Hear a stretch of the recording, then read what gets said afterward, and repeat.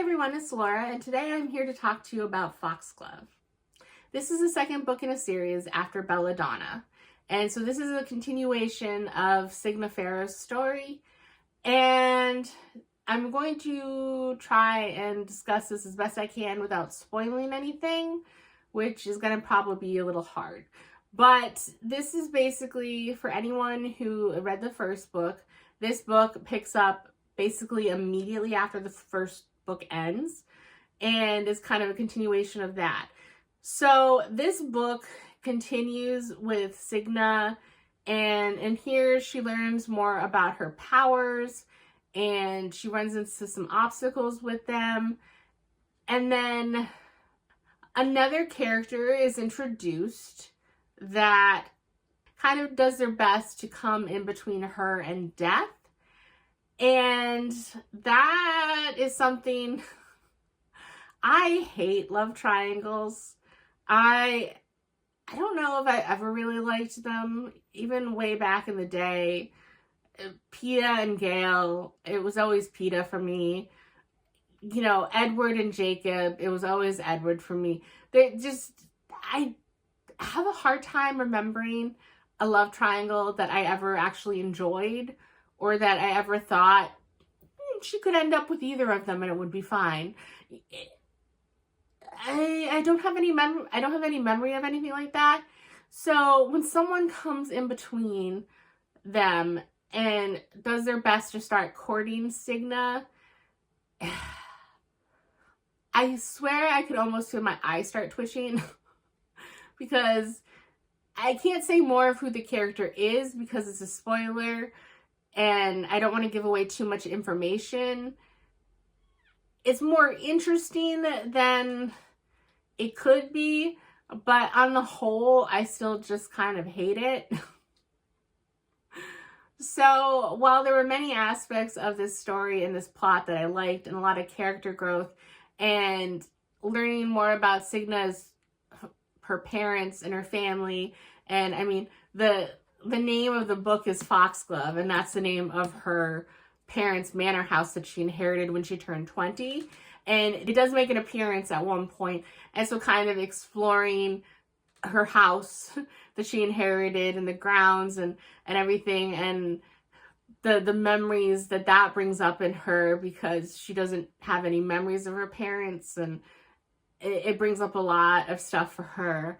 And then also getting more experience with her Hawthorne relatives in this book as well is nice. But oh my gosh, it's so hard to talk about this without spoiling anything from the first book because so much of it is based off of stuff that happens in the first book. But what I did think was interesting is that this is a trilogy, but this book really felt like the end of Signa's story.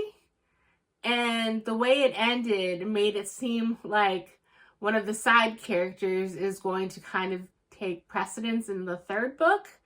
And I find that very interesting. And I'll be curious to see if Signa's not the main character, how I will like Wisteria. I'm not planning on reading that until the end of January, maybe February of next year. Give myself a little break for other things I need to read. But I am very curious and I am eager to try it. But I am a little worried because I got so invested in Signa's story that seeing it kind of feel like it comes to a close here, I'll be curious how invested I am in the third book. Another little thing that I have against this book is that for me personally, it's kind of rough to see a character that I like get the short end of the stick again and again and again. And so Signa, during her childhood, before the first book, and even through the events of the first book, it seems like she has to struggle tooth and nail for everything she has in life and for even getting anyone to be around her and to stay close and that's worthy of her attention and that doesn't look at her like a weird freak. And unfortunately, she suffers some setbacks in this, and it makes me, while on certain aspects it's realistic, it makes me feel even worse for her, because I've come to like Cigna a lot, and so to just see her kind of have to put up with all this stuff being thrown at her even more, it was kind of hard to read certain times, because she deserves better at this point. So I've decided that there are a few things I want to mention, but they have to deal with spoilers from book 1. So don't continue to this next section if you haven't read book 1. But if you had, I'm not going to spoil anything that happens really in this book. I'm just going to, if you finish book 1, I'm going to talk a little bit more about what happens in this book in this next section. Again, if you've read book 1, then you can continue on. If not, skip until their spoilers are no longer on the screen. So if you finish the first book, then you know that the person that shows up at the end of the party, Fate, is the third person that shows up and tries to get in between her and Death in this book. And I basically hate Fate. He's an awful character. He annoys the crap out of me throughout this entire book. And I can't understand how anyone could be on his side or think he's justified in any of his actions. And he has a grudge against Death, and it seems completely unfounded to me, and maybe that's being harsh on my side, but it just is annoying.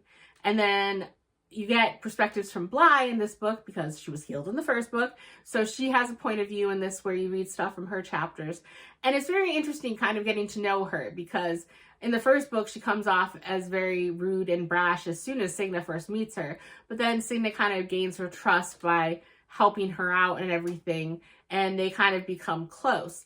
And so seeing her character development and the arc she takes in this book is a little weird, and it's a little hard to read again sometimes.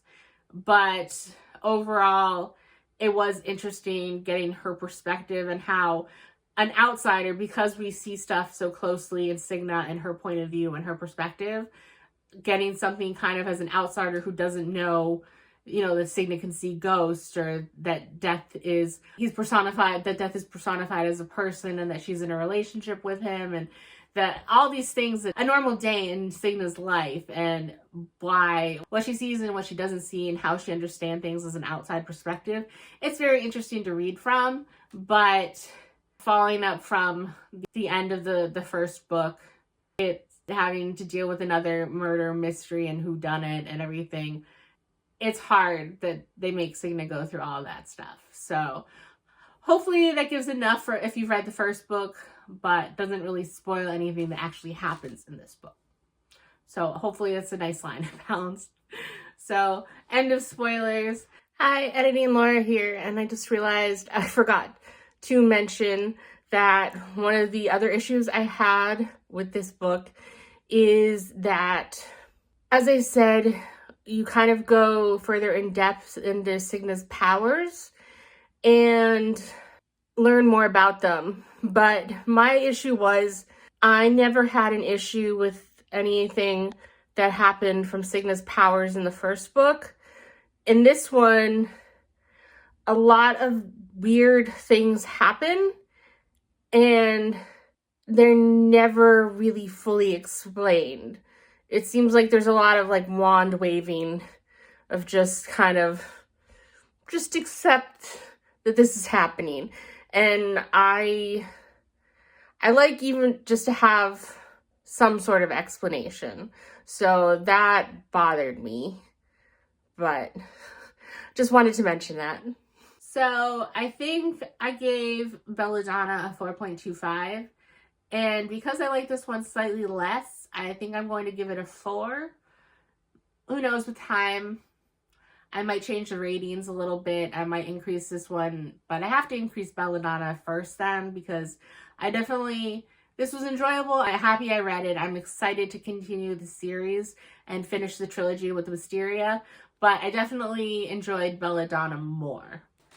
Those are all my thoughts on that book, and I will see you in the next one. Bye!